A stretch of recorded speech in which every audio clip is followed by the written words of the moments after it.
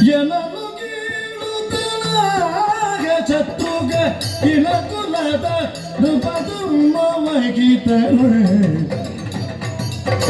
ಅನುವರಗಿ ಸಂಧಾನವಾದಿಯುಳ್ ಅನುಕರಿಪುದುಳಿತಿಗಳು ಅನುವರಗಿ ಸಂಧಾನವಾದಿಯುಳ್ ಅನುಕರಿಪುದು ಉಳಿತಿಗಳು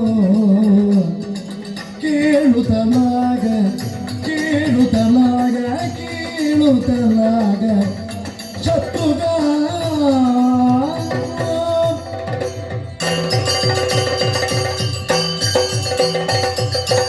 ರಾಮರಾಜಿಗಳ ಮಥನವನ್ನು ಮಾಡಿದಂತಹ ನಮ್ಮಣ್ಣ ರಾಮಚಂದ್ರಮನಿಗೆ ಬ್ರಹ್ಮಹತ್ಯಾ ಪಾತಕದ ಸಂಶಯ ನಿವಾರಣೆಗೆ ಬೇಕಾಗಿ ರಾಮಾಶ್ವಮೇಧವನ್ನು ಗೊಂಡ ಆ ಯಜ್ಞದ ಅಶ್ವದ ಬೆಂಗಾವಲಿಗೆ ಹೊರಟವ ಶತ್ರು ಹೊರಟಂತಹ ನಮಗೆ ದಾರಿಯಲ್ಲಿ ಸಿಕ್ಕಿದಂತಹ ಘೋರ ವಿದ್ಯುನ್ಮಾಲಿ ಮುಖ್ಯರನ್ನು ನಿವಾರಿಸಿ ಆಯಿತು.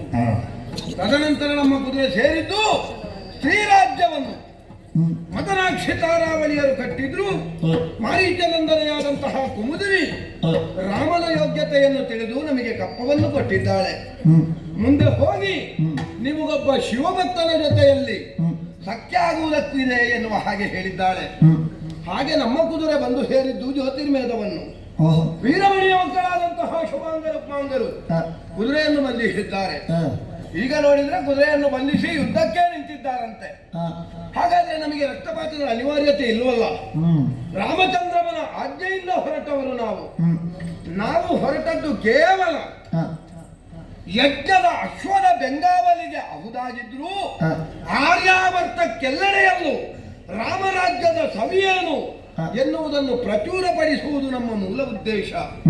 ಅಂತಹ ಒಂದು ಒಳ್ಳೆ ಯಜ್ಞ ದೀಕ್ಷೆಯನ್ನು ಗೊಂಡ ನಮಗೆ ರಕ್ತಪಾತದ ಅನಿವಾರ್ಯತೆ ಇಲ್ವಲ್ಲ.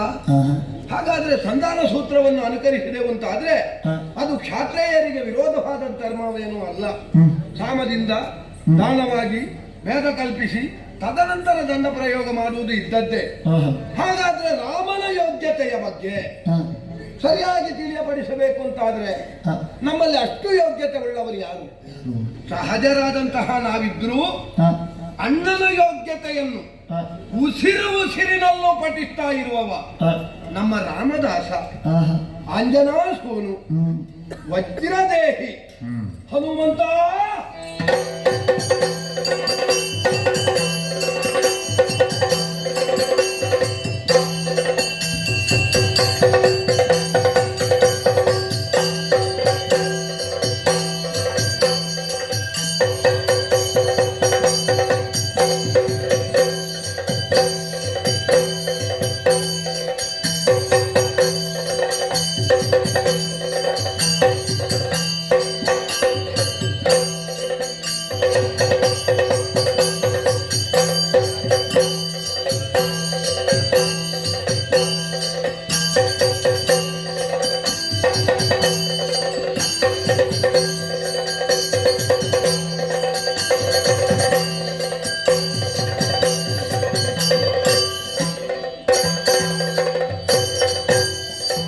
ಮರುತ ಸುತಬ ಚತುರ ನೀನಗೆ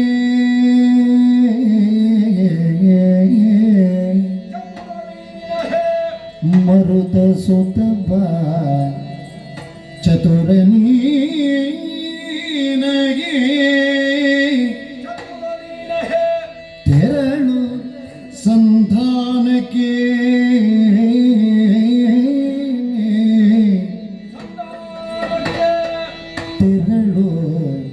ಸಂಧಾನಕ್ಕೆ ನೃಪನೊಡನರು ತುರಗವ ಬಿಟ್ಟು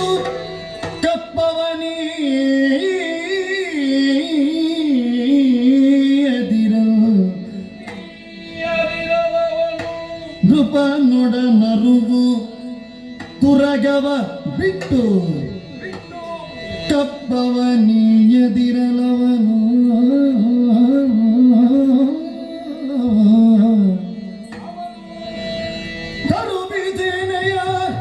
ಬಂಧು ಬಾಂಧವ ತರಳರೊಡಗೂಡುತ್ತ ಶೈವಿನಿ ಬುರಗೆ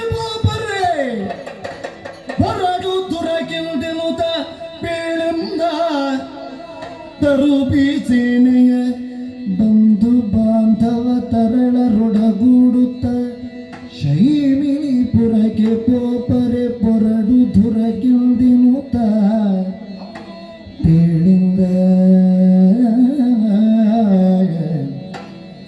ಮರುತ ಸುತ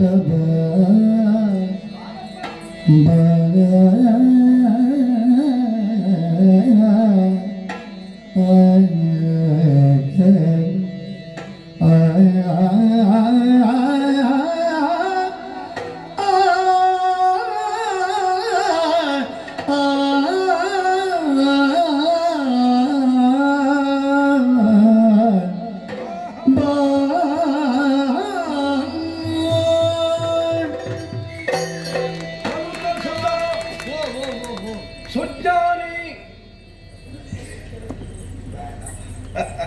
ರಾಮಪಾಳ್ಯದವರಲ್ಲಿ ನಾನಲ್ಲ ಸುಜ್ಞಾನಿ, ಹಾ ನೀವೆಲ್ಲ ಸುಜ್ಞಾನಿಗಳು. ನಿಮ್ಮ ಜ್ಞಾನಾಂಶವನ್ನು ನಾವು ಸ್ವೀಕರಿಸಿದ್ರೆ ಬದುಕು ಪಾವನ ಅಂತ ಭಾವಿಸುವುದು. ಇದು ನಿನ್ನ ಸ್ವಭಾವ. ಹಾಗಿದ್ರೆ ಒಳ್ಳೇದಲ್ವ? ನಿನ್ನ ಯೋಗ್ಯತೆ ಎಷ್ಟು ಎನ್ನುವುದನ್ನು ಹಾ. ಯಾವ ಕಾಲಕ್ಕೂ ಒಪ್ಪಿಕೊಳ್ಳುವವ ನೀನಲ್ಲ. ನಮಗೆ ಏನು ಯೋಗ್ಯತೆ? ಒಳಗಿದ್ದವನು ರಾಮ, ಮಾಡಿಸುವುದವನು ಹೇಳುವುದವನು. ಸರಿ. ಮತ್ತೆ ನಮ್ಮದೆಂತು? ರಾಮ ಕಾರ್ಯಕ್ಕೆ ಹೊರಟವರು ಆಂಜನೇಯ ನಾವು. ಸತ್ಯ ಸತ್ಯ. ನಮ್ಮ ತುರಗ ಬಂದು ಸೇರಿದ್ದು ಹಾ. ಜ್ಯೋತಿರ್ಮಯದ ನಗರವನ್ನು. ಹೌದಂತೆ. ಇಲ್ಲಿಯ ಅರಸ ಹಾ. ಅಥವಾ ಆತನ ಕುವರರು ಹಾ. ನಮ್ಮ ತುರಗವನ್ನು ಬಂಧಿಸಿದ್ದಾರೆ. ಹೋಗುವ ಕಾಲ. ತುರಗವನ್ನು ಬಂಧಿಸಿದ್ದಾರೆ ಎನ್ನುವುದರ ಅರ್ಥ ಏನು? ಯುದ್ಧವೇ ಸಂಘಟಿಸುತ್ತದೆ. ನಿನ್ನಿಂದ ಒಂದು ರಣಘೋಷಣೆ ಮೊಳಗುವುದಕ್ಕೆ ಹಾ. ಇದು ರಾಮಪಾಳ್ಯ ಕಾತರವಿದ್ದು. ಆಂಜನೇಯ, ಕೇವಲ ನಾವು ಯಜ್ಞಾಶ್ವದ ಬೆಂಗಾವಲಿಗೆ ಬಂದದ್ದು ಹಾ. ರಕ್ತಪಾತವನ್ನು ಕಾಣುವುದಕ್ಕೆ ಮಾತ್ರವೇ? ನಾವು ಕಪ್ಪ ಕೊಡಿ ಅಂತಲೇ ಕೇಳುದು. ಹೌದು. ಕಟ್ಟಿ ಹಾಕಿದವರನ್ನು ಕೊಲ್ಲದೆ ನಮಗೆ ನಿರ್ವಾಹ ಇಲ್ಲ. ರಾಮರಾಜ್ಯದ ಸವಿ ಏನು ಹಾ. ಎನ್ನುವುದು ಆರ್ಯಾವರ್ತಕ್ಕೆ ಪತರಿಸಬೇಕು ಎನ್ನುವುದು ರಾಮಚಂದ್ರನ ಕನಸಲ್ವೇ? ಸತ್ಯ. ಅದನ್ನು ನಾವು ರೂಢಿಯಲ್ಲಿ ತೋರಿಸಬೇಕು. ತೋರಿಸಿ. ಆದ್ದರಿಂದ ಯುದ್ಧವೇ ನಮಗೇನು ಅನಿವಾರ್ಯ ಅಲ್ಲ. ರಾಮನ ಯೋಗ್ಯತೆ ಏನು, ರಾಮನ ವ್ಯಕ್ತಿತ್ವ ಏನು, ನಾವು ಕೈಗೊಂಡ ಯಾಗ ಯಾವುದು, ಯಾಗದ ಮಹತ್ವ ಏನು, ಯಾಗವನ್ನು ಭಂಗಗೊಳಿಸಿದ್ರೆ ಏನಾಗುತ್ತದೆ, ದೊಡ್ಡ ದೊಡ್ಡ ವಿಷಯ ಉಂಟು. ಹೌದು, ಅದನ್ನೆಲ್ಲ ಹೇಳಬರುವಂತಹ ಸಾಮರ್ಥ್ಯ ಅಲ್ಲವಾ ನೀನು ಮಾತ್ರ. ನಾನಿಂತದ್ದು ರಾಮನ ಕೆಲಸ, ರಾಮನ ಯೋಗ್ಯತೆ ಅಂದ್ರೆ ಕೂಲಿ ಮನುಷ್ಯಗಳಿಗೆ ಆಗದಿದ್ದದ್ದು. ನಾನೆಂತದ್ದು ಹೇಳುವುದಕ್ಕೆ? ಹನುಮಂತ, ಮುಂದಿನ ಕಲ್ಪಕ್ಕೆ ನೀನು ಬ್ರಹ್ಮ ಎನ್ನುವ ಹಾಗೆ ಬ್ರಹ್ಮದೇವನಿಂದ ನೀನು ಹೇಳಿಸಿಕೊಂಡವ. ಹೇಳಿದ್ದು ಬ್ರಹ್ಮದೇವ. ಹೌದು. ಈಗಲೇ ಒಂದೊಂದು ಘಟನೆ ಹಾ. ಸ್ವಲ್ಪ ಸ್ವಲ್ಪ ಆಶೀರ್ವಾದ ಮಾಡಿ ಹಾ. ನನ್ನನ್ನು ಬ್ರಹ್ಮ ಪದವಿಯ ತನಕ ಏರಿಸುವ ಹೊಣೆ ಇರುವುದು ರಾಮಚಂದ್ರನಿಗೆ. ನಾವೇರ್ಲಿಕ್ಕಿಲ್ಲ. ಸರಿ, ಏರಿಸುವುದವ. ಆದ್ರೆ ಆ ರಾಮನ ವ್ಯಕ್ತಿತ್ವವನ್ನು, ರಾಮನ ಯೋಗ್ಯತೆಯನ್ನು ಹಾ. ರಕ್ತದ ಕಣ ಕಣದಲ್ಲೂ ಉಸಿರಾಟದಲ್ಲೂ ರಾಮ ರಾಮ ಎನ್ನುವ ಹಾಗೆ ರಾಮ ಸ್ಫುರಣೆಯನ್ನು ಮಾಡುವಂತಹ ನಿನ್ನಿಂದಲ್ಲದೆ ಮತ್ತೊಬ್ಬನಿಗೆ ಹೇಳುವುದಕ್ಕೆ ಸಾಧ್ಯ ಉಂಟೇನೋ? ನಾಮ ವ್ಯಾಹರಣವೊಂದನ್ನು ಸತತವಾಗಿ ಮಾಡ್ತಾ ಇರುವುದನ್ನು ಬದುಕಿನ ದೀಕ್ಷೆ ಅಂತ ಒಪ್ಪಿದ ಅಲ್ವೇ? ಹಾಗಾದ್ರೆ ಹೋಗು, ಅವ ಒಪ್ಪುತ್ತಾನೆ ಎನ್ನುವಂತಹ ವಿಶ್ವಾಸ ನನಗಿಲ್ಲ. ಯಾಕೆ? ವರ್ತಮಾನದಲ್ಲಿ ಶೈವರ ಗುಣ ಹಾಗೆ. ಮತ್ತೊಂದು ಪಂಥವನ್ನು, ಮತ್ತೊಬ್ಬ ದೇವರನ್ನು ಅವರು ಒಪ್ತಾರೆ ಅಂತಲೇ ಹೇಳುವುದಕ್ಕಾಗುವುದಿಲ್ಲ. ಹೇಗೂ ಒಪ್ಪುವುದಿಲ್ಲ. ಮತ್ತೆ ಸುಮ್ಮನೆ ಹೇಳು. ಶಿವರಾಮರೊಳಗಿರುವ ಸಾಮ್ಯತೆಯನ್ನು ಬಿಡಿಸಿ ಬಿಡಿಸಿ ಅವನ ತಲೆಗೆ ಹೋಗುವ ಹಾಗೆ ಹೇಳು. ಈಗ ನಾನು ಬಿಡಿಸಬಹುದು, ಹಾ. ಒಳಗೆ ಹೋಗುವುದಕ್ಕೆ ಆಸ್ಪದ ಅವನೇ ಕೊಡಬೇಡುವ. ಹೌದು. ಯಾಕೆ ಅಂದ್ರೆ ಅದು ಮುಚ್ಚಿಯೇ ಇದ್ದರೆ ನಾನು ಎಷ್ಟು ಬಿಡಿಸಿ ಪ್ರಯೋಜನ ಇಲ್ಲ. ನಿನ್ನ ಪ್ರಯತ್ನವನ್ನು ನೀ ಮಾಡು. ನಮ್ಮಲ್ಲಿ ನಾವು ತಪ್ಪುವ. ಹೌದು. ನಾವು ಮಾಡುವ ಕಾರ್ಯದಲ್ಲಿ ರಾಮಭಂಟರಾಗಿ ನಾವು ತಪ್ಪಿದ್ದೇವೆ ಅಂತ ಆಗಬಾರದು. ಅದೊಂದು ರಾಮದೇವರು ಒಪ್ಪುವ. ಸರಿ. ಅಲ್ಲ, ನೀನು ಎಲ್ಲವನ್ನೂ ಹಾಗೆ ಹೇಳುವುದು. ಹಾ. ನಮಗೆ ಅರ್ಥ ಆಗುವುದಾಗೊಮ್ಮೆ ಇದೊಮ್ಮೆ. ಸರಿ ಆಂಜನೇಯ, ಯಾವುದೇ ಕಾರಣಕ್ಕೂ ನೀನಲ್ಲಿ ಸಿಟ್ಟಾಗಬಾರ್ದು. ಅಪ್ಪ ಯುದ್ಧವೇ ಬದ್ಧ ಅಂತ ಆದರೆ ಅವನಲ್ಲಿ ಹೇಳು, ಕಪ್ಪವನ್ನು ಕೊಟ್ಟು ರಾಮನ ಅಸ್ತಿತ್ವವನ್ನು ಒಪ್ಪಿಕೊಳ್ಬೇಕು. ಒಂದು ವೇಳೆ ಕಪ್ಪವ ನೀಯದಿರಲವನು ಕೊಡದಿದ್ರೆ ಅವನ ಪುತ್ರ ಮಿತ್ರ ಕಳತ್ರಾದಿಗಳ ಜೊತೆಯಲ್ಲಿ ಶೈಮಿನಿಯನ್ನು ಸೇರುವ ಕಾಲ ಬೇಗ ಬರ್ತದೆ ಅಂತ ಹೇಳು. ಪದಮೈತ್ರಿ ಒಳ್ಳೇದುಂಟು ಅಲ್ಲ, ನಿರೀಕ್ಷೆ ಹೌದಲ್ಲ. ಪುತ್ರ ಮಿತ್ರ ಕಳತ್ರ ಅಂದ್ರೆ ಹೆಂಡತಿ. ಹೌದು, ನಾನು ಒಮ್ಮೆ ನೋಡಿದ್ದು. ಈ ಹೆಂಡತಿ ಯುದ್ಧ ಆದರೆ ಹೋಗುವುದು ಹೇಗೆ ಅಂತ ಮತ್ತೆ ನೋಡಿದ್ರೆ ಹೌದು.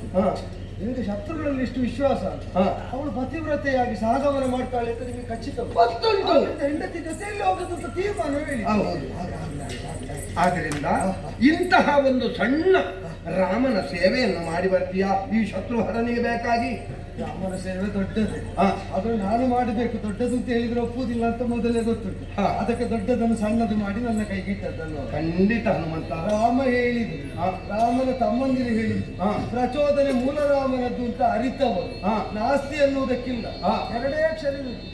ಅಸ್ತ್ರಿಂದೆನು ತಲೆ ಮಾರುತಿ ಶತ್ರುಗ ನಡಿಗ ಭಿವಂದಿಸಿ ಜವದು ಹೊರಡುತ್ತಿ ಅಸ್ತು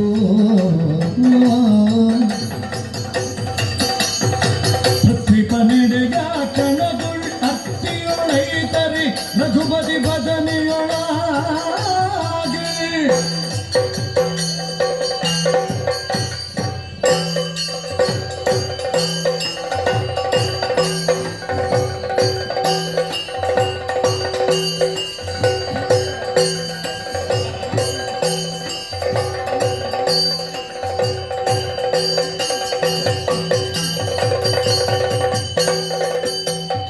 ವೀರಮಣಿಯ ಸ್ಥಾನದಿ ವಿಷ್ಣರವನೇರಿ ಕುಳಿತಿರೆ ಮೋದದಿ ವಿಷ್ಣರವ ಏರಿ ಕುಳಿತಿರೆ ಮೋದದಿ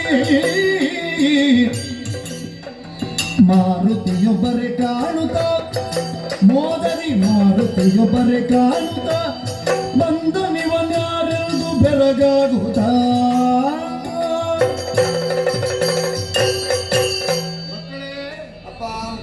ಆಸ್ಥಾನದಲ್ಲಿ ಆಪ್ತರನ್ನೆಲ್ಲಾದರಹಿ ಒಂದು ಸುಖವಾದಂತಹ ಸಂಭಾಷಣೆಯನ್ನು ನಡೆಸಿ ಮುನ್ಸೂಚನೆಯಾಗಿ ನಡೆಯಬಹುದಾದಂತಹ ಯುದ್ಧದ ಬಗ್ಗೆ ಒಂದು ಸಣ್ಣ ವಿವರಣೆಯನ್ನೂ ಕೊಟ್ಟು ಸುಖವಾಗಿಯೇ ನಡೆಯುತ್ತಿರುವಾಗ ಯಾವುದೋ ಒಂದು ಆಕಾರ ಸಭೆಯ ಒಳಗೆ ಬಂದ ಹಾಗೆ ಕಾಣುತ್ತದೆ. ಏನೋ ಒಂದು ಒಳಗೆ ಬಂತು. ಇದು ಮನುಷ್ಯ ಅಲ್ಲ, ಮಾನವಾಕಾರವಲ್ಲ. ಒಮ್ಮೆ ಆಶ್ಚರ್ಯಗೊಳ್ಳಬಹುದಾದಂತಹ ಮಾನವನೋ ಎನ್ನುವ ಹಾಗೆ ಕಂಡು ದಿಗಿಲು ಪಡಬಹುದಾದಂತಹ ಒಂದು ರೂಪ ಸ್ವಲ್ಪ ಹಾಗೆ ಉಂಟು. ವಾ ನರ ಅದನ್ನು ಹೇಳಿದ್ರು ಹಾಗೆ. ವಾ ನರ, ಹೌದೋ ನರನೋ ಎನ್ನುವ ಹಾಗೆ. ಹಿಂದೆ ಮಾನವ ಉಂಟು, ಆದ್ರೆ ತಲೆಯಲ್ಲಿ ಕಿರೀಟವು ಉಂಟು, ಕೌಪಿನ ಸುತ್ತಿಕೊಂಡಿದೆ. ಬರೇ ಮಂಗ ಅಂತ ನನಗೆ ಕಾಣುವುದಿಲ್ಲ. ಇಲ್ಲದಿದ್ರೆ ನೀವು ಹೇಳುದಿಲ್ಲ ನೇರವಾಗಿ ಅದು ಬಂದದ್ದು ಮಂಗ. ಮಂಗಗಳ ಹಾಗೆ ಕಾಣುವ ಮಂಗಗಳಲ್ಲಿ ಒಂದು ಸ್ವಲ್ಪ ಉತ್ತಮ ವರ್ಗಕ್ಕೆ ಸೇರಿ ಎಂತದೇ ಇರ್ಲಿ ಸ್ವಲ್ಪ ಒಳ್ಳೆ ಮಂಗ. ಮಂಗವಲ್ವಾ ಮಂಗ ಅಲ್ವಾ?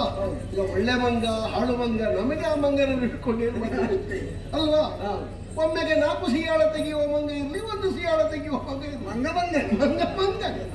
ಆದದ್ದರಿಂದ ನಾವು ಅದರ ಬಗ್ಗೆ ದೊಡ್ಡ ಕೊಡವೆ ಮಾಡಬೇಕು ಅಂತ ಇಲ್ಲ.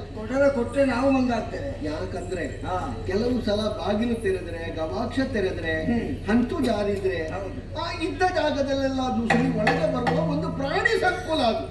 ಅದರಲ್ಲೆಲ್ಲ ಬಂದೀತು, ನೋಡೀತು, ಸಿಗ್ತದೋ ಅಂತ ಕಂಡೀತು, ಮತ್ತೆ ಅದರಷ್ಟಕ್ಕೆ ಹೋದೀತು.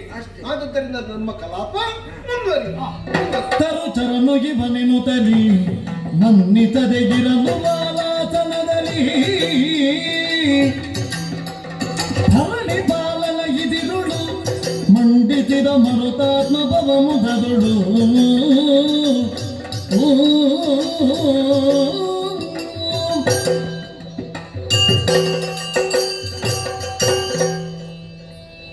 ಇವರಿಗೆ ಮಂಗನನ್ನು ಕಂಡ್ರು ಸಿಯಾಳದ್ದೇ ನೆನಪಾಗ್ತದೆ. ಬಹುಶಃ ಒಳಗೆ ಕುಡಿದೇ ಬಂದು ಕೂತದ್ದು. ಯಾಕೆ ಅಂದ್ರೆ ಈಗ ಮಂಗ ತಿನ್ನಬಹುದಾದದ್ದು ಕುಡಿಯಬಹುದಾದದ್ದು ಸಿಯಾಳ ಮಾತ್ರ ಅಲ್ಲ, ಅವರಿಗೆ ಅದೇ ನೆನಪಾಗ್ತದೆ. ಆದ್ರೆ ಅಂತೂ ತರುಚರ ಅಂತ ನಿರ್ಣಯಿಸಿ ಆಗಿದೆ. ಮರೋತ್ಸವ ಮನ್ನಿಸದಿರುವುದಕ್ಕೆ ಕಾರಣ ಎಂತದ್ದು? ಅವರ ಮನೆಯ ಓಡು ಹೋಗಿರುವುದು ಅಲ್ವಾ? ಎಲ್ಲಿಯೋ ಗೋಡೆ ಬಿರುಕು ಬಿಟ್ಟಿರುವುದು. ಅಂದ್ರೆ ನಾವು ಬಂದೇನನ್ನು ಮಾಡಬೇಕಾಗಿರಲಿಲ್ಲ, ಅವರು ಅನಪೇಕ್ಷಿತವಾಗಿ ಭಾವಿಸಿದ್ದರು. ತಾನಾಗಿ ಒಳಗೆ ಬರಬೇಕು ಅಂತ ಆದ್ರೆ ಬಿರುಕು ಶೈಥಿಲ್ಯ ಅವರಲ್ಲೇ ಉಂಟು ಅಂತ ಪರೋಕ್ಷವಾಗಿ ಒಪ್ಪಿದ್ರು. ಒಳ್ಳೆದಂತ ವಿಷಯ, ನಮಗೆ ಅನುಕೂಲ ಆಯ್ತು. ಹ್ಮ್. ನಾವೀಗ ಎಲ್ಲೆಲ್ಲ ಬಿರುಕು ಬಿಟ್ಟಿದೆ ಅಂತ ಅವರಿಗೆ ತೋರಿಸಿದ್ರೆ ಹ್ಮ್. ಮತ್ತೆ ಅವರು ಬೇಕಾದ ವ್ಯವಸ್ಥೆ ಮಾಡಿ ಕೊಡ್ತಾರಲ್ಲ. ಹ್ಮ್. ನಮಗೆ ಅದೊಂದು ತೋರಿಸಿ ಕೊಡುವ ತನಕಲ್ಲಿ ಇರ್ಬೇಕಲ್ಲ. ಈಗ ಹ್ಮ್. ಇವರು ಆಸನ ಕೊಡುವಲ್ಲ, ಅವರ ಆಸನ ದೊಡ್ಡ ನಿರೀಕ್ಷೆ ಅಲ್ಲ. ಹ. ಬೇಗ ಕೆಲಸ ಆದ್ರೆ ಮಿಕ್ಕ ನಿಲುವಿನಲ್ಲಿ ಮಾಡಿ ಮುಗಿಸಿ ಹೊರಡ್ತಿದ್ದೆ. ಇವರು ಬೇಗ ಮುಗಿಸುವ ಯೋಚನೆ ಇರಲಿಲ್ಲ. ಹ್ಮ್. ಇದು ಸ್ವಲ್ಪ ದೀರ್ಘ ಹೋಗ್ತದೆ. ಹ್ಮ್. ಅಲ್ಲಿವರೆಗೆ ಈಗ ಕೂತುಕೊಳ್ಬೇಕು. ಕೂತುಕೊಳ್ಳಿ ಒಬ್ಬ ಕೂತದ್ದು ನೋಡಿದ್ರೆ ಅಪ್ಪನ ಮೇಲೆ ನಾನೇ, ಬೇರೆ ಯಾರು ಬರ್ಲಿಕ್ಕೆ ಬಿಡುವುದಿಲ್ಲ ಅಂತ ಕೂತಾಗುಂಟು. ಇಲ್ಲಿ ಯಾರಾದರೂ ಹೌದದು ಅದು ಅವಳಿಗೆ ಕಾಣ್ತದೆ. ನೋಡುವಾಗ ಒಂದೇ ತರನಾಗುದು. ಇನ್ನದು ಜ್ಯೇಷ್ಠ ಕನಿಷ್ಠ ಭಾವದಲ್ಲಿ ಏನಾದ್ರೂ ಹೆಚ್ಚು ಕಡಿಮೆ ಆಗಿ ಅವ ಬೇಡ. ಕ್ಷತ್ರಿಯರಲ್ಲೂ ಕ್ಷತ್ರಿಯರಲ್ಲಿ ಅಂಥದ್ದು ಎಲ್ಲ ಸಾಕೇತದ ರಾಮನ ಪರಿವಾರ. ನನಗೆ ಬಂದದ್ದು ನನಗೆ ಬೇಡ ನಿನಗೆ ಅಂತ ಹೇಳಲಿಕ್ಕೆ, ಅವ ಹೊಂದಿದ್ದರೆ ನನಗೆ ಬೇಡ ನೀನು ಅಂತ ಬಿಟ್ಟು ಕೊಡ್ಲಿಕ್ಕೆ, ಎಲ್ಲ ಸಾಕೇತದ ಪರಿವಾರ ಅಲ್ಲ, ಮನುಷ್ಯ ಪರಿವಾರ. ಆದ್ರಿಂದಲೇ ಕೂತಾಗ ಇರ್ಲಿ, ಅವರದ್ದು ಅವರಿಗೆ ಆಯ್ತು, ನಮ್ಗೆ ನಮ್ಗೆ ನಮ್ಮದಿಲ್ವಾ? ಹೌದು, ನಮ್ಗೆ ಕೊಡಬೇಕಾದ್ದು ಕೊಟ್ಟು ಬಿಡಬೇಕಾದ್ದು ಬಿಡುವಲ್ಲಿವರೆಗೆ ನಾವು ನಮ್ಮದ್ದರಲ್ಲಿ ಅಂದ್ರೆ ಹೌದೌದು ಬಾಲ ಇಲ್ವೋ. ಮತ್ತೆ ಅದು ಉಂಟು, ಅದು ಬೆಳೆಯುತ್ತದೆ ಅಂತೆಲ್ಲ ಗೊತ್ತಾದ್ದು ರಾಮನ ಮುಂಭಾಗದಲ್ಲಿ ನಾವು ಬೆಳೆಯುವುದಕ್ಕೆ ತೊಡಗಿದ ಮೇಲೆ. ರಾಮ ಪ್ರಚೋದನೆ ಕೊಟ್ಟು ನನ್ನನ್ನು ಬೆಳೆಸಿದ್ರು ಪಂಪಾತಿರದೆ. ಆಮೇಲೆ ನಮ್ಮಲ್ಲಿದ್ದದನ್ನೆಲ್ಲ ರಾಮನನ್ನು ಸ್ಮರಿಸಿದ್ರೆ ಬೆಳೆಯುತ್ತದೆ ಅಂತ ನಮಗೆ ಗೊತ್ತಾದದ್ದು. ಅಲ್ಲಿವರೆಗೆ ಬೆಳೆಸಿದ್ರು ನಮಗೆ ಗೊತ್ತಿರಲಿಲ್ಲ. ಆ ಅರಿವು ಬಂದದ್ದು ರಾಮ ಅನುಗ್ರಹದಿಂದ. ಈಗ ಅದನ್ನೇ ಬಳಸಿ ಆಗಲಿ. ಸಾಕೇತದ ಸಾರ್ವಭೌಮರ ಪ್ರಾತಿನಿಧ್ಯವನ್ನು ಹೊಂದಿ ಬಂದಿದ್ದರಿಂದ ಯಾವ ಸಭೆಯಲ್ಲೂ ನಾವು ತಗ್ಗಲ್ಲ, ನಾವು ಹಿಗ್ಗನ್ನು ಪ್ರಕಟಿಸಬೇಕಾಗಿಯೂ ಇಲ್ಲ. ತಾನೇ ತಾನಾಗಿ ನಾನು ಏನು ಅಂತ ಅರಿಯುವಂತಹ ಅವಕಾಶವನ್ನು ಅವರಿಗೆ ಕಲ್ಪಿಸಿದ್ರೆ ಸಾಕು. ರಾಮನೆಷ್ಟು ಅಂತ ಅಳಿಯುವುದಕ್ಕೆ ಹೊರಟವರಿಗೆ ರಾಮನ ಅನುಗ್ರಹದಿಂದ ಸಾಮಾನ್ಯ ದಾಸನಾದ ನಾನೇ ರಾಮಾನುಗ್ರಹದಿಂದ ಇಷ್ಟು ಅಂತ ಗೊತ್ತಾಗ ಮೊದಲೇ ಇವರು ತರುಚರ ಅಂತ ಹೀಯಾಳಿಸಿದವನೇ ಇಷ್ಟ ಆಗುತ್ತಾರೆ ಅಂತ ಆದ್ರೆ ರಾಮ ಎಷ್ಟು ಅಂತ ತಿಳಿದ್ರೆ ನಾನೊಂದು ಕುಳ್ಳಿರುವಿಕೆ ಅದು ಸಾಕಾಗ್ಲಿಕ್ಕಿಲ್ವ? ಮಾತೇ ಇಲ್ಲದೆ ಕೆಲಸ ಆಗ್ತದೆ ಅಂತ ಆದ್ರೆ ದೇವರೇ ಎಷ್ಟು ಬೆಳೆಯಬೇಕೆಂಬುದನ್ನು ನಿನಗೆ ಬಿಡ್ತೇನೆ. ನೀನು ಬೆಳೆಸಿದಷ್ಟು ನಾನು ಏರ್ತೇನೆ. ಬೆಳೆಸಬೇಕಾದನ್ನು ಬೆಳೆಸು, ಅಳಿಸಬೇಕಾದನ್ನು ಅರಿಸು. ಜಯ ಜಯ ಶ್ರೀರಾಮ.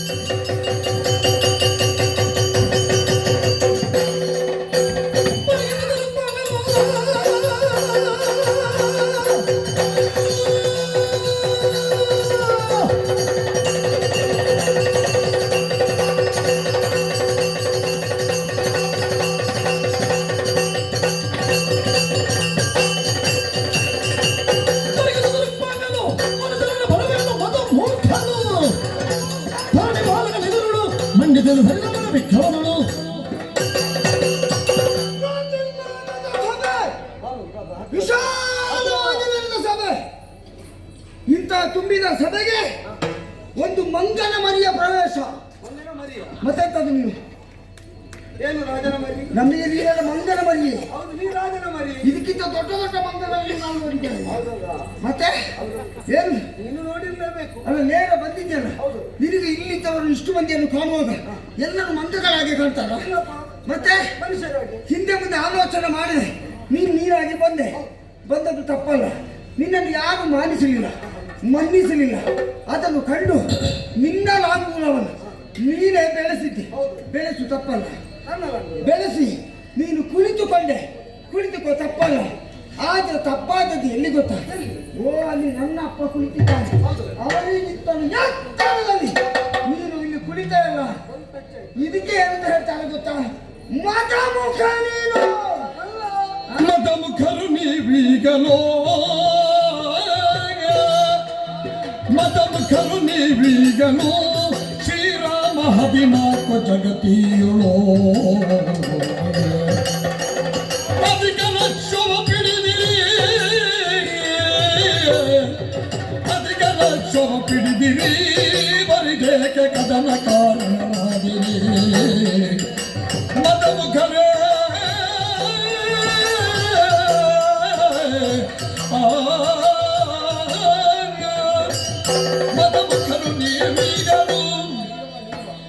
ಕೇಳುದಲ್ಲವ ಕೇಳಿ. ಈಗ ಕೇಳಲಿಕ್ಕಿರುವಾಗ ನಿನ್ನನ್ನು ಕರೆಯುದು. ಅಲ್ಲಲ್ಲ, ಈಗ ನೀನು ತೊಡಗುವಾಗ ನಾನು ಕುಲಬೇಕು ಅಂತ ಗೊತ್ತಾಯ್ತು. ಗೊತ್ತಾಯ್ತು. ಇರ್ಲಿ ಅಪ್ಪ, ನನಗೇನು, ಮತ್ತೆ? ಇಬ್ರು ಸೇರಿಲ್ಲ ಕಟ್ಟಿದ್ದೀನಿ. ಏ ಮತಮುಖ, ಏಯ್ ಪದಮುಖ ನೀನು ನೀನು ನೀನು ನೀನು ನೀನು ಎಸಗಿದಂತ ಕೃತ್ಯ ಅಂತದ್ದು. ಎಂತದ್ದು ನಾನು ಮಾಡಿದೆ? ಮತ್ತೆ ನಿನ್ನ ಬಾಲವನ್ನು ಬೆಳೆಸಿ ನಮ್ಮ ಸ್ಥಾನದಲ್ಲಿ ನಮ್ಮ ಅಪ್ಪನಿಗಿಂತ ಎತ್ತರದಲ್ಲಿ ಕೂತಿದ್ದೇವೆ ನೀನು. ನಿನ್ನ ಅಪ್ಪ ಎಂತ ನೀನು ಮರ ಅಂತ ಭಾವಿಸಿದ್ದ? ಯಾವುದು? ಇದು ನೀನು ನನಗೆ ಮರವಾಗಿಸಿ ಮರದಲ್ಲಿ ನನಗೆ ಮರವಾಗಿಸಿ ಕೊಟ್ಟದ್ದು ನೀನು. ನಾನು ಆ ಸ್ಥಾನವನ್ನು ಮರ ಮಾಡ್ಲಿಕ್ಕೆ ಅರಸ ಸಿದ್ಧ ಇರ್ತಾರೆ ಅಂತಾದ್ರೆ ಏರುವುದಕ್ಕೆ ಮಂಗ ಸಿದ್ಧ. ಈಗ ಮರದಲ್ಲಿ ನೀನು ಕಾಡಿನಲ್ಲಿ ಎಲ್ಲಿ ಎತ್ತರದಲ್ಲಿ ಕುಳಿತು ನಮ್ಮದು ಆಕ್ಷೇಪ ಇಲ್ಲ. ಇದು ಆಸ್ಥಾನ ಗೊತ್ತುಂಟ. ಇಲ್ಲೊಂದು ರೀತಿ ರೀತಿಯಿಂದ ಉಂಟು. ಇಲ್ಲಿಗೆ ಮಂಗಗಳೆಲ್ಲ ಬರಬಾರ್ದು. ಯಾರು ಹೇಳಿದ್ದು? ಮತ್ತೆ ಮಂಗಗಳ ಬರಬಾರ್ದು ಅಂತಿದ್ರೆ ಮಂಗ ಯಾವ ಕುದುರೆ ಹಿಡಿದದ್ದರಿಂದ ಆಸ್ಥಾನಕ್ಕೆ ಬರ್ತದೋ ಆ ಕುದುರೆ ಹಿಡಿಬಾರ್ದು. ಹೌದಾ? ಆ, ಈಗ ಮಂಗನ ಕುದುರೆ ಹಿಡ್ತದ ನಾವು. ನೀನು ಯೋಚನೆ ಮಾಡು. ಕುದುರೆ ಹಿಂದೆ ಮಂಗ ಇರುವಾಗ ಹಿಡಿತದೆ. ಹೌದಾ? ಮಂಗನ ಕುದುರೆ ಅಲ್ಲ, ಕುದುರೆ ಹಿಂದೆ ಮಂಗ ಇರುವಾಗ ಮಂಗ ಹಿಡಿತದೆ. ನೀನು ಆ ಕುದುರೆಯನ್ನು ನೋಡುವಾಗ ಸರಿ ನೋಡಿಲ್ಲ, ಮಂಗ ಇರ್ತದೆ. ಎಲ್ಲಿ ನೀನು ಎಂತದ್ದು ಗೊತ್ತಾ? ಆ ಕುದುರೆ ಹಗ್ಗ ಹಿಡಿತದೆ. ಹೌದು. ನಾನು ಆ ಕುದುರೆ ಬಾಲ ಹಿಡ್ಕೊಂಡು ಆ, ನೀನು ಹಗ್ಗ ಹಿಡಿದು ಎಳೆದಾಗ ನಾನು ಇದರ ಒಳಗೆ ಬಂದೆ. ಇದು ಬಾಲ ಹಿಡಿಯುವ ಮಂಗ. ನಿನ್ನ ಬಾಲ ಯಾರಾದ್ರೂ ಹಿಡಿದಿದ್ದಾರ? ಅದಕ್ಕೆ ನಾನು ಬೆಳೆಸಿ ನಾನೇ ಕೂತದ್ದು. ಹೌದಾ? ಇನ್ನೊಬ್ಬರ ಬಾಲ ನಾವು ಹಿಡಿಲಿಕ್ಕೆ ತೊಡಗಿದ್ದೇವೆ. ಹೌದು. ನಮ್ಮದನ್ನು ಇನ್ನೊಬ್ಬರು ಹಿಡಿಯುತ್ತಾರೆ ಅಂತ ಎಚ್ಚರ ಇದ್ದದ್ದು ಅದನ್ನು ನಾವು ಬಿಟ್ಟು ಮಾಡುವುದಿಲ್ಲ. ಅದೇ ನನಗೆ ಸಂಶಯ ಬಂದದ್ದು. ಈಗ ಕುದುರೆಯ ಬಾಲ ಹಿಡಿದು ನೀನು ಬಂದೀನಿ, ನಿನ್ನ ಬಾಲ ಹಿಡಿದು ಬೇರೆಯವರು ಬಂದ್ರೆ ಇಲ್ಲ, ಆದ್ದರಿಂದಲೇ ನನ್ನ ಬಾಲ ಹಿಡಿಯುವುದಕ್ಕೆ ಆಗುವುದಿಲ್ಲ ಎಂಬುದರಿಂದ ಸುರುಳಿ ಸುಟ್ಟಿ ಸುರುಳಿಕ್ಕೆ ಅದರ ಮೇಲೆ ಸುರುಟಿ ಕುಳಿತದ್ದು. ಇಷ್ಟೇ ಎತ್ತರ ಆಯ್ತು. ಇಷ್ಟೇ ಎತ್ತರ ಆಗುವುದಕ್ಕೆ ಕಾರಣ ಏನು ಕಾರಣ? ಇದು ನನ್ನದಾದ ನಾನು ಬೆಳೆಸುವುದಲ್ಲ. ಮತ್ತೆ ಈಗ ನಿಮ್ಮಲ್ಲಿ ನೋಡಿ, ನೀವು ಮಾಡುವುದಾದ ಮಾಡಿದ್ದು ನೀವು ಅಂತಾಗುದು. ಯಾರು ಮಾಡಿದ್ದು ಅಂತಾಗ್ತದೆ? ಇನ್ನೊಬ್ಬರಲ್ಲಿ ಮಾಡಿಸುವುದು ಅಲ್ಲ, ನೀವು ಮಾಡಿಸಿ. ಈಗ ನೀವೇ ಒಂದು ಕೆಲಸ ಮಾಡಿ, ಈ ಕುದುರೆ ತಂದು ಕಟ್ಟಿ. ನೀವು ಕಟ್ಟಿದ್ದು ಅಂತಾಗ್ತದೆ ಕೊನೆಗೆ? ಯಾಕಾಗುದಿಲ್ಲ? ಜ್ಯೋತಿರ್ಮಯದ ಅರಸನ ಕರ್ತೃತ್ವ ನೋಡಿ. ಅದು ಬಾಲರು ಮಾಡಿದ ಅಪ್ಪ ಹೊಣೆ ಅಂತ ಬಾಲ ಮಾಡಿದ್ದಕ್ಕೂ ಅಪ್ಪನೇ ಹೊಣೆ. ಈ ಬಾಲಕ್ಕೆ ಅಪ್ಪನಾಗಿರುವವರು ರಾಮಚಂದ್ರಪ್ಪ. ಈ ಬಾಲದ ಅಪ್ಪ ರಾಮಚಂದ್ರಪ್ಪ ಮಾಡಿದ್ದು ಬಾಲವೇ, ಕರ್ತೃತ್ವ ಅಪ್ಪನಿಗೆ. ರಾಮಚಂದ್ರಪ್ಪ ಅವನೇ ನನಗೆ ತಂದೆ, ಅವನೇ ನನಗೆ ತಾಯಿ, ಅವನೇ ನನಗೆ ಬಂಧು ಬಳಗ, ಸರ್ವಸ್ವವು ಅವನೇ. ದಯಾಳುವಾದಂತಹ ಅವನು ಸರ್ವೋತ್ಕೃಷ್ಟನಾಗಿರುವಾಗ, ಎಲ್ಲರನ್ನೂ ಮಕ್ಕಳಂತ ಬರೆಯುವಾಗ, ಈಗ ಅಧಿಕ ಪ್ರಸಂಗ ಮಾಡಿ ಕುದುರೆ ತಂದು ಕಟ್ಟಿ ಅಪ್ಪನನ್ನೇ ಬೆಪ್ಪ ಅಂತ ಮಾಡುವುದಕ್ಕೆ ಹೊರಟು ಪಕ್ಕನೆ ಜವನನ್ನು ಬರಮಾಡಿಕೊಳ್ಳುವ 14 ಲೋಕದಲ್ಲಿ ಅಧಿಪತಿಯಾದವರನ್ನು ಕೆಣಕಿ ಸರ್ವನಾಶಕ್ಕೀಡಾಗುವ ಬರಿದೇ ಕದನ ಏನು. ಅದಕ್ಕೆ ಕಾರಣನ ನೀವು ಮತಮುಖರಲ್ಲ, ಬಾಲ ಮಾತ್ರ ಬೆಳೆಸಿದ ನನ್ನನ್ನು ಮತಮುಖ ಅಂತೇಳಿ ನೀವು ಮತಮುಖ. ಅವ್ರು ಏನು ಮಾತಾಡ್ತಾರೆ ನೋಡಿ, ಅವನಿಗೆ ನಮ್ಮಿದಾಗುದಿಲ್ಲ. ನಿಮ್ಗೆ ಆಗ್ತದೆ, ನಾನು ಮಾತಾಡ್ತೀನಿ. ರಮಣಿಯು ಓಂಕರಿಸುತ್ತ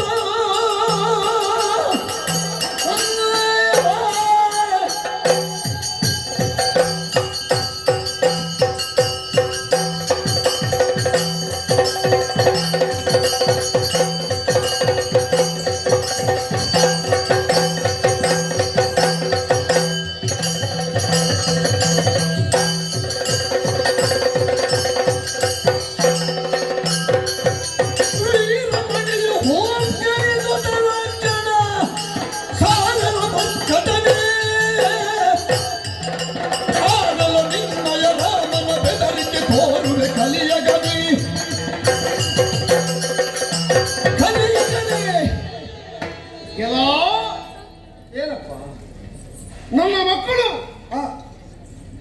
ನೀನು ತೋರಿಸಿದಂತಹ ಒಂದು ವಿಷಯವನ್ನು ವಿಷಮವಾಗಿ ಗುರುತಿಸಿ ಈ ಸಭೆಗೆ ಭೂಷಣವಲ್ಲದೆ ಇರುವ ಯಾವುದೋ ಒಂದು ಕಾಯಕದಲ್ಲಿ ನೀನು ತೊಡಗಿದ್ದಿ ಎನ್ನುವಂತಹ ನೆಲೆಯಲ್ಲಿ ಮಾತು ಮುಂದುವರಿಸಿದರೆ ಕಟ್ಟ ಕಡೆಗೆ ನೀವು ತಪ್ಪಿದ ಕಾರಣ ನಾವು ಹೀಗೆ ಮಾಡಬೇಕಾಯಿತು, ಅನಿವಾರ್ಯ ಅಂದ್ರೆ. ಹಾಗಾದ್ರೆ ನಾವು ಮಾಡಿದ ತಪ್ಪೇನು ಅಂತ ಬೇಕೋ ಬೇಡುವ? 14 ಲೋಕದಲ್ಲಿ ಅಧಿಕನ ಶೋಭ ಬಿಡಿದಿ. 14 ಲೋಕ ಅವನೊಬ್ಬ ಅಧಿಕ. ನಾವು ಒಪ್ಪಿದ ಹಾಗೆ ಲೋಕದಲ್ಲಿ ಅತ್ಯಧಿಕವಾಗಿ ಕಾಣಿಸಿಕೊಳ್ಳುವವ ಭಗವಂತ ನಾವು ನಂಬಿದ ಸತ್ಯ. ಅಂತಹ ಭಗವಂತನಿಗೆ ಪಾಪ ಪುಣ್ಯಗಳಾಗ್ಲಿ, ಜರಾ ಮರಣಗಳಾಗ್ಲಿ, ಸುಖ ದುಃಖಗಳಾಗ್ಲಿ ಇರುವುದಿಲ್ಲ ಅಂತ ನಮಗೆ ತಿಳಿದ ವಿಷಯ. ಅಂತಹ ದಿವ್ಯತ್ವವೇ ಅದು ಹೌದು ಅಂತ ಇದ್ರೆ ಲೇಖನದಲ್ಲಿ ಬ್ರಹ್ಮಹತ್ಯಾ ದೋಷ ನಿವಾರಣಾರ್ಥ ಹೀಗೆ ಬರೆದ ಕಾರಣ ಬ್ರಹ್ಮಹತ್ಯೆಯನ್ನು ಮಾಡಿದರೆ ಒಂದು ದೋಷವೂ ಬರ್ತದೆ ಅಂತಾದ್ರೆ ದೋಷಪೂರಿತವಾದಂತಹ ದೇಹವನ್ನು ಹೊಂದಿದವ ಅವನೂ ದೇವರೇ.